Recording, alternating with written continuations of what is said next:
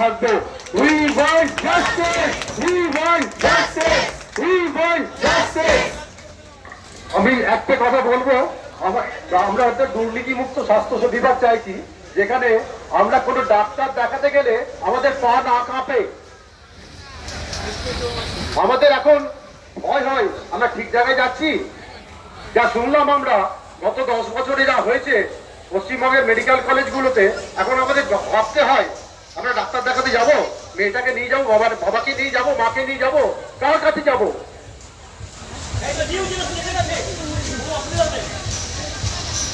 আপনি বলবেন? আর কিছু বলবো না, কিছু স্লোগানের মধ্যে দিয়ে আমাদের এটা ইয়ে করবো। আচ্ছা, কাজকে বলবো। যাদবপুর বিশ্ববিদ্যালয় থেকে এসেছি। যাদবপুর বিশ্ববিদ্যালয়ের ছাত্ররা অলরেডি আপনাদের সমস্ত রকমের সহযোগিতা করছে, অন্তত যতটা সম্ভব রাতের খাওয়া দাওয়ার দিয়ে। আজকে যে ডাক্তাররা এই আন্দোলন শুরু করেছে সেটা আজকে একটা নাগরিক আন্দোলন, আপনাদের হাত দিয়ে শুরু। এই আন্দোলন ভারতে আজ পর্যন্ত আমার একজন প্রবীণ নাগরিক হিসাবে আমি কখনো কোথাও হতে দেখিনি। আপনারা এই আন্দোলন চালিয়ে যাবেন আশা করি, যতক্ষণ না ন্যায় বিচার হচ্ছে। যেই ন্যায় বিচারের দাবি, যা এজেন্ডা আপনাদের আছে, সেটা সমস্ত পশ্চিমবাংলার কারিগরি পেশার সাথে যুক্ত ছাত্র, শিক্ষক সবাই এইখানে আসছে অল্প সময়ের নোটিশে। আমি জানতে পেরেছি কালকে অধিক রাতে। সুতরাং আপনাদের অন্তত সেই চিন্তার কোনো কারণ নেই যে আমাদের জনবল নেই। জনবল আপনাদের সাথে আছে। আপনারা আপনাদের সাথে আপনারাই বলবেন কোনটা আপনাদের দাবি হওয়া উচিত, আশু দাবি, কোনটা একটু পরে হলেও হতে পারে, কিন্তু এই দাবি না মেটা পর্যন্ত আপনারা যেইভাবে দিশা দেখাবেন সেইভাবেই আমরা সাহায্য করব। আজকেও এসেছিল আমাদের অন্য গ্রুপ, এসে আপনাদের কিছু সাহায্য দিয়ে গেছে। সুতরাং কখনো এটা জানাতে দ্বিধাবোধ করবেন না। আমিও একজন ডাক্তার বাড়ির পরিবারের সদস্য, আমারও 8 বছরের সিনিয়র। সুতরাং ডাক্তাররা, জুনিয়র ডাক্তাররা প্র্যাকটিক্যালি কোন অবস্থার মধ্য দিয়ে কাজ করে দৈনন্দিন। পুজোর সময়ে কোনো ছুটি নেই, কোনো সময়ে সারা বছরের নেই, সেটা আমার ব্যক্তিগত অভিজ্ঞতা আছে, আপনারা না বললেও আছে। সেই অবস্থায় সকলকে সার্ভিস দেবার পর এরকম মর্মান্তিক ঘটনা, যে একটা সিকিউর জায়গা যেটা বলে আমরা ভাবি, সেটাতে যে হতে পারে, এটা আমাদের কোনোদিন জানা ছিল না। একটা সরকারি প্রতিষ্ঠানে যেটা সবচেয়ে সিকিউর, আমরা একটা ভিজিটার পাস ছাড়া কোনো পেশেন্টকে নিজের পেশেন্টকে দেখতে ঢুকতে পারি না। সেখানে যে এরকম ঘটনা ঘটতে পারে সেটা আমাদের ভাবনার অতীত। আজকে হয়তো সবাই সুপ্রিম কোর্টের বিচার দেখছিলেন, সবাই বুঝে গেছে যে কোন দিকে রায় যাচ্ছে, কোন দিকে কি হচ্ছে। ঘটনাটা পরিষ্কার, এই ব্যাপারে কোনো সন্দেহ নেই। এটা কোনো ইন্ডিভিজুয়াল কোনো অভিযুক্তের একার কাজ নয়। ব্যক্তিগতভাবে আমরা মনে করি, অন্তত আমি ব্যক্তিগতভাবে মনে করি, সরকারের দায়ভার এড়াতে পারে না। এটা পুরোপুরি সরকারের মদতে শিক্ষা ব্যবস্থা গেছে, আজকে স্বাস্থ্য ব্যবস্থা, অন্য ব্যবস্থা, সবকিছু হচ্ছে স্থায়ী হচ্ছে সরকার।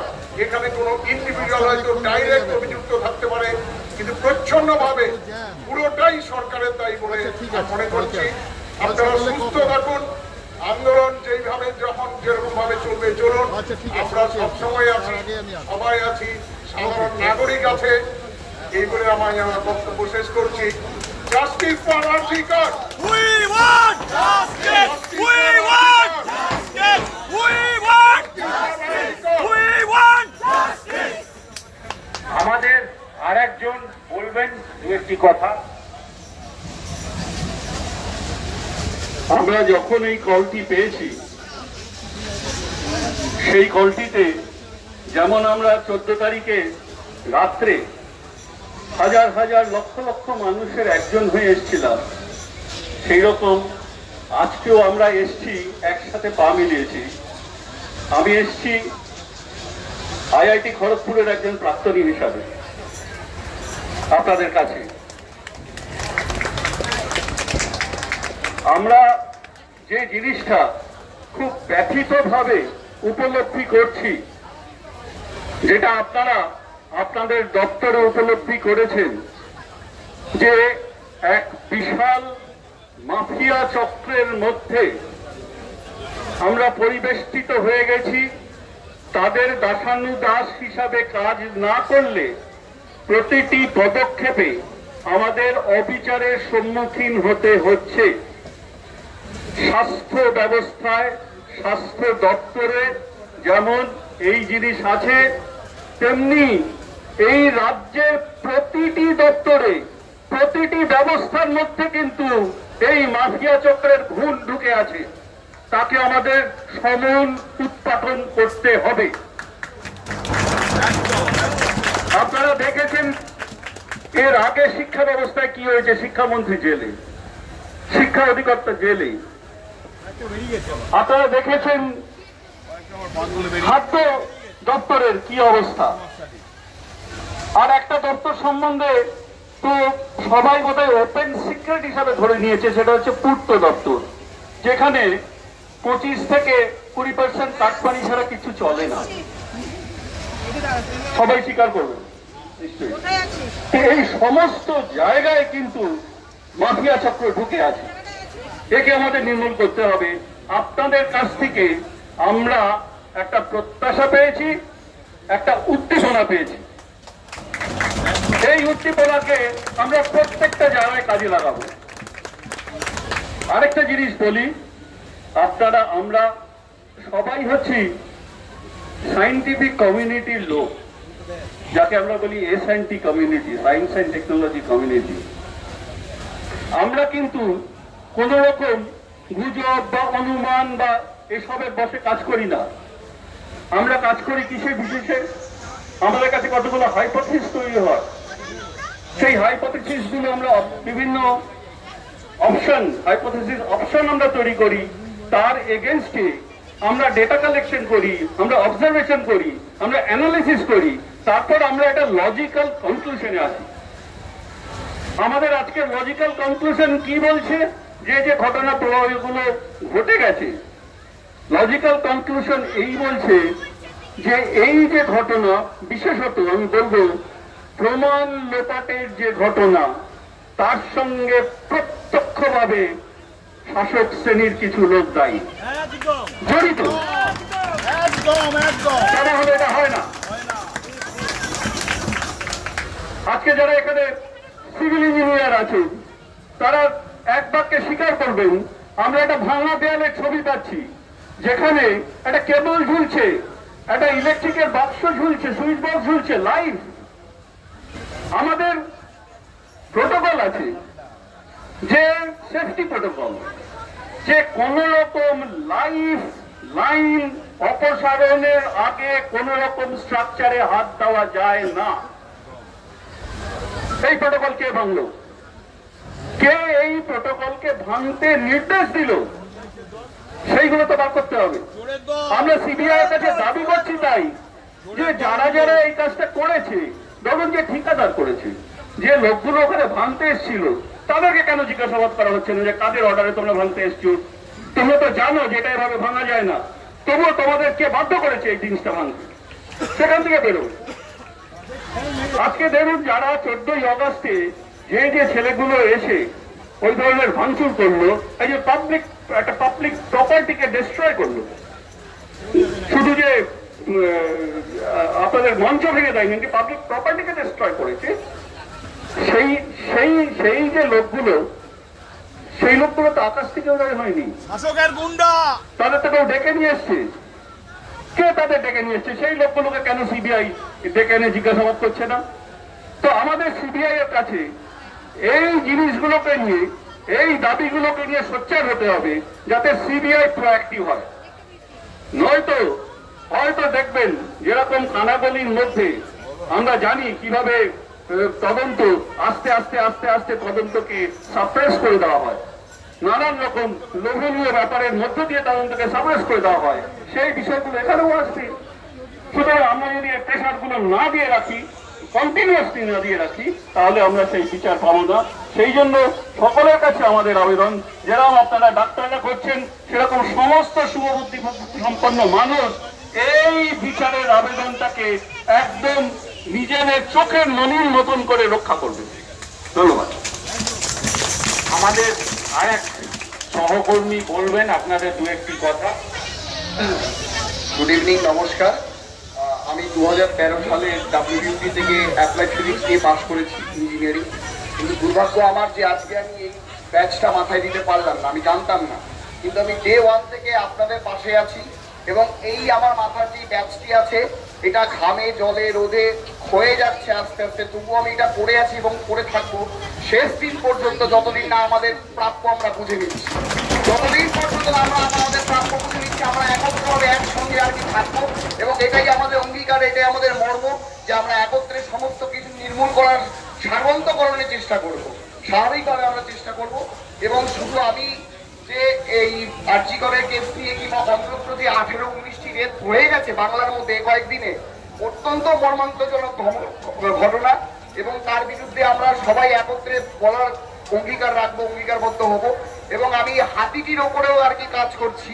আমি সেন্ট্রাল এবং স্টেট বিভিন্ন রিপ্রেজেন্টেটিভদেরকে, বিভিন্ন গভর্নমেন্ট ডিপার্টমেন্টকে পাঠাচ্ছি এই হাতিটিকে, মানে এই প্রেগনেন্ট হাতিটিকে কেন মারা হয়েছিল, হুল্লা পার্টিটি যেটা ব্যান্ড সেটা কেন করা হয়েছিল, এবং তার আমি কৈফিয়ত চাওয়ার চেষ্টা করছি আমাদের ফোরাম দিয়ে। আমি এখন বায়োডাইভার্সিটি কনজারভেশন নেচার ক্লাইমেট নিয়ে কাজ করি।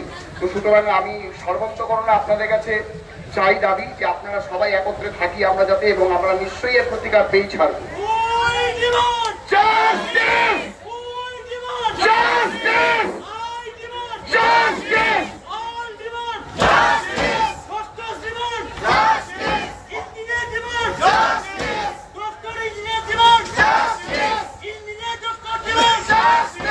আচ্ছা, আমাদের এটা শেষ করার আগে আমাদের সঙ্গে আমার একটি ছোট্ট বোন আছে, যে বেশি না 23-24 বছর আগে পাস করে গেছে, ইঞ্জিনিয়ারিং হয়ে গেছে। হ্যাঁ, আমার সাথে একটু তোমাদের সাথে কিছু বলবে। তোমাদের পাশে আমরা সবসময় আছি। এই লড়াইটা তোমাদের একার নয়, এটা আমাদের লড়াই অ্যাজ ওয়েল।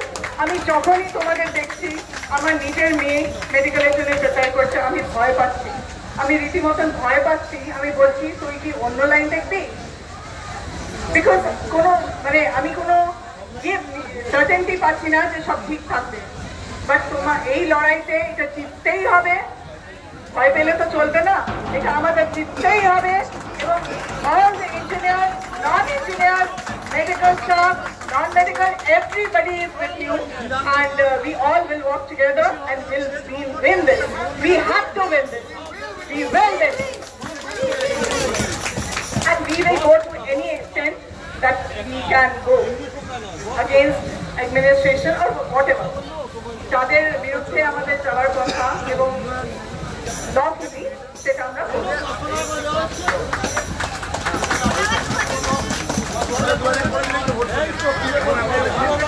আমরা একটুখানি যাওয়ার আগে 2-4টে স্লোগান দিয়ে যাই। ওখানে একটা আচ্ছা, আমি তারা অনেক সিনিয়র আমার থেকে, আমি যাদবপুর 2022 পাস আউট। তো খুব ছোট কথাই মানে যেটুকু বলতে চাই শেষ করবো, সেটা হচ্ছে এর আগে মাইক্রোফোনে কখনো সেভাবে কিছু বলিনি, ফলে ভুল ত্রুটি হলে একটু মানিয়ে গুছিয়ে নেবেন। কিন্তু আসল কথা কি জানেন তো, যখন মানুষের পিঠ দেওয়ালে থেকে যায় না, তখন গলা থেকে স্বর আপনি আপনিই বেরিয়ে যায়। আজকে আমাদের দেয়ালে পিঠটা সত্যিই থেকে গেছে, আর আর আর ফিরে তাকানোর আর কোনো জায়গা নেই, আর আর কোনো ইউটার্নের জায়গা নেই, কোনো ইউটার্নের জায়গা নেই। আজকে এই আন্দোলনের ব্যাকবোন যেমন জুনিয়র ডক্টরসরা, সেরকম এই আন্দোলনের হৃৎপিণ্ড বাংলার সমস্ত মায়েরা, সমস্ত বোনেরা। আজকে আমরা যারা রাস্তায় বেরোই, আমরা প্রতিদিন প্রতি মুহূর্তে জানি, আজকে যত মানে প্রতিদিন একদিন কি দুদিন বাদে আমি প্রতিদিন স্বাস্থ্য ভবনে এসেছি, যতদিন এসেছি প্রতিটি অটোওয়ালা, প্রতিটি অটো চালক কাকু এক একজন এক এক রকম ভাবে, কিন্তু একটাই বক্তব্য যে এই আন্দোলন তোমরা থামিও না, এই আন্দোলন তোমরা চালিয়ে যাও। প্রতিটি মানুষের সাথে, সর্বস্তরের যত রকম মানুষের সাথে, বাড়িতে আমার যে কাজ করে সে থেকে শুরু করে আমার আইটির বন্ধুরা থেকে শুরু করে প্রত্যেকে, কেউ আসতে পারছে কেউ আসতে পারছে না, কিন্তু প্রত্যেকে একটাই ভাবে চাইছে যে আমরা এই আন্দোলনটাকে চালিয়ে নিয়ে যাই। আজকে মাননীয় ধমকে চমকে জুনিয়র ডাক্তারদেরকে থামিয়ে দিতে পারে, কিন্তু আপামর জনসাধারণকে থামাতে পারবে না।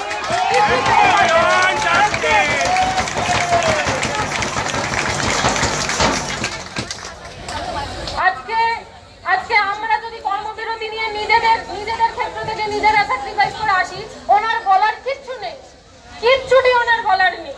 আজকে উনি জুনিয়র ডক্টরদেরকে ট্র্যাপে ফেলতে পারেন, কিন্তু আমাদেরকে ট্র্যাপে ফেলতে পারবেন না। তাই জুনিয়র ডক্টররা, যদি তোমরা মনে করো যে এই সাধারণ মানুষকে তোমাদের এই যে সার্কেলটা রয়েছে তার মধ্যে ইনক্লুড করবে, তাহলে আমরা সকলে দাঁড়িয়ে রয়েছি। কারণ এই লড়াই আমরা তিলোত্তমার বিচার না নিয়ে ছাড়বো না। আমরা তিলোত্তমার আমরা অপসারণ চাই না, আমরা ট্রান্সফার চেয়েছি নাকি? আমরা ট্রান্সফার চেয়েছি নাকি? হ্যাঁ, আপনি বলছেন যে বাচ্চাদের আবদার মেনে নিয়ে, হোয়াট দ্য হেল বাচ্চাদের আবদার মেনে নিয়ে? ওরা বাচ্চা আপনার কাছে আবদার করতে গেছে? অফিসিয়াল মেসেজ দিয়ে গেছে।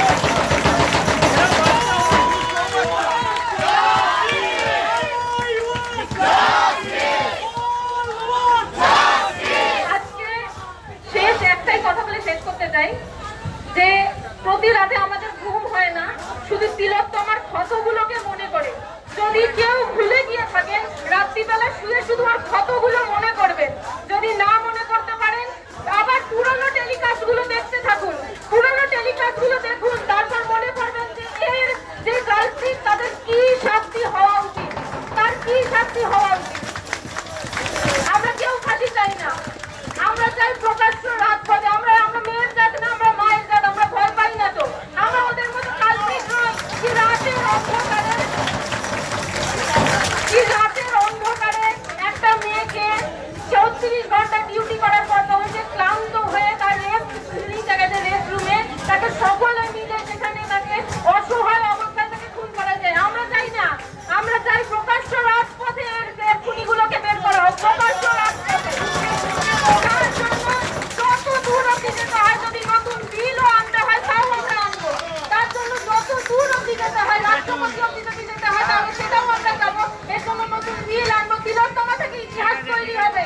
ওই মেয়েটির মধ্যে আগুন ছিল, তাই এখনো আমরা জ্বলছি, তাই এখনো আমরা জ্বলছি। ওর আগুন নেভাতে দেবো না। আজকে যদি একটা অন ডিউটি, একটা কলকাতার মতো একটা হার্ট অফ দ্য সিটিতে আরজিকর মেডিকেল কলেজের মতো একটা হসপিটালে যেখানে 24 ঘন্টা লোক, সেখানে একটি মেয়েকে অন ডিউটি ডক্টরকে তার ফ্লোরে, না কি তাকে হোস্টেলে মারা হয়েছে নাকি ক্যাম্পাসের অন্য কোথাও মারা হয়েছে, তাকে ফ্লোরে মারা হয়েছে। এটা ওদের অর্ডার দিদি, এটা বলে দিয়ে গেছে লাউড অ্যান্ড ক্লিয়ার স্টেটমেন্ট আমাদের যে তোমরা আমার টিকিটও দিতে পারবে না। তাহলে তাদের আমরা কি ছেড়ে দেবো এত সহজে?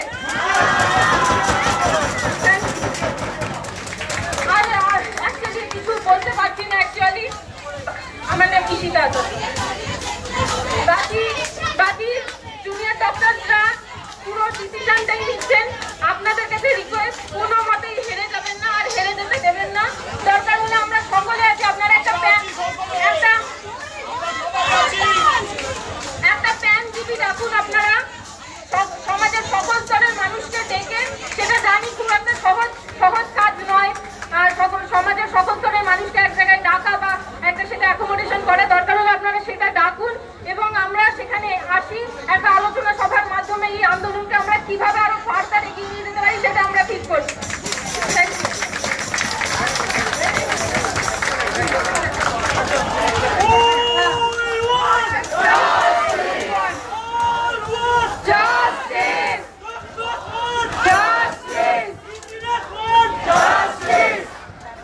একটাই লাস্ট কথা, সেটা হচ্ছে আপনাদের এই জেদ, আপনাদের যে একাগ্রতা, এটা নিয়ে আপনারা লিড করুন। আমরা সবাই আছি আপনাদের পিছনে, একদম সবাই, যত রকম সাপোর্ট দরকার আমরা করবো সব দিক দিয়ে। সেটাই হচ্ছে সেটাই বলার জন্যই আমরা আজকে এসছি আপনাদের পাশে থাকতে। Thank you. আপনারা এগিয়ে যান।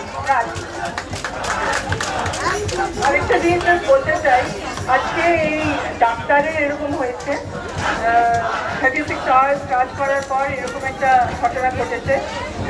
দুদিন অন্তরান্তরেই শুনি রাস্তা দিয়ে একটা গরিব মহিলা মেয়ে চলে আসে, তাকে করা হচ্ছে। তাকে কিন্তু তার জন্য কেউ আওয়াজ ওঠানোর নেই। এই আওয়াজ এত জোরে হবে যে এরপরে এমন শাস্তি দেওয়া হবে যে মানে শাস্তিটা কঠিন হওয়া উচিত, যাতে এরপরে তুলে তাকানো সাহস পর্যন্ত না পায়। আমাদের একটা ছোট্ট এক্সপিরিয়েন্স আজ সকালেই হলো। একটা বাচ্চা মেয়ে কি টয়লেট করাচ্ছে স্টেশনে, 3টে মিড বয়সী ছেলে তাকিয়ে দেখছে। এই জিনিসটা হলে চোখ যাতে গেলে বের করে দেওয়া হয়, এরকম একটা শাস্তি দেওয়া উচিত, এরকম একটা শাস্তি দেওয়া উচিত। শাস্তিটা একদিনে দিলে হবে না, তিলে শাস্তি দিয়ে মারা উচিত, যাতে দ্বিতীয়বার এরকম ঘটনা না ঘটে। এটা শুধু মেয়ের জন্য না, যে কোনো ছেলের সাথেও হতে পারে, এবং শাস্তিগুলো সেরকমই যেন হয়, সেটা আমাদেরই এনশিওর করতে হবে এই যুদ্ধ দিয়ে।